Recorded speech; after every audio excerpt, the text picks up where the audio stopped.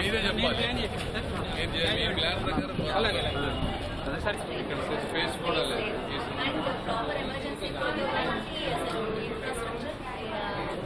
Ideal situation ఏంటో తెలియాలి కదా మనకి. అవునా, మీరు చేయలేకపోతే ఎవడో ఒక డొనేషన్ చేసేవాళ్ళు ఉంటారు. మీకు ఏం కావాలో ఇదేమి మిమ్మల్ని తప్పుపట్టడానికి రాలేదు. అర్థమైందా? వచ్చింది ఏంటంటే ప్రజలకు అందుతున్నాయా లేదా, మేమేమైనా చేయగలమా లేదా, మేమేదో అద్భుతాలు చేస్తాం అన్నీ చేస్తామని చెప్పట్లేదు.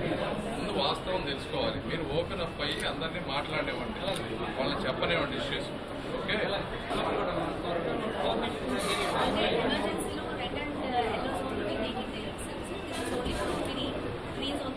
సరిపోతుంది. అర్థం కదా.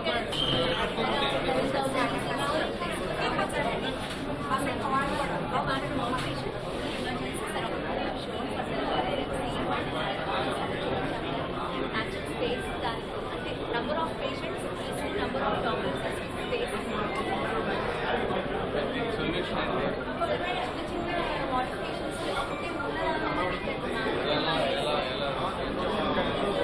జనరల్గా ఏంటంటే ఎవ్రీ వీక్ ఒక డిపార్ట్మెంట్ని తీసుకొని జనరల్గా రివ్యూ చేస్తూ ఉన్నాము.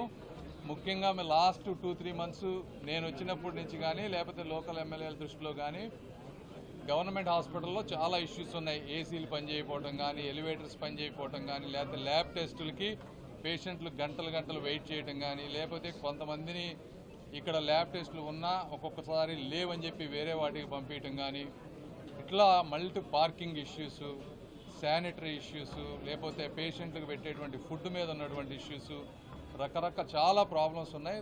అదేవిధంగా కొత్త బిల్డింగులు కడతా ఉన్నారు, అవి ఎప్పుడు కంప్లీట్ అవుతాయి, ఆ కట్టిన తర్వాత వాటి లోపలికి కావాల్సిన ఇన్ఫ్రాస్ట్రక్చరు, పేషెంట్ సపోర్ట్ స్టాఫ్ లేకపోవటం, ప్రతి ఒక్కళ్ళకి కూడా చాలా ఇబ్బందులు ఉన్నాయి.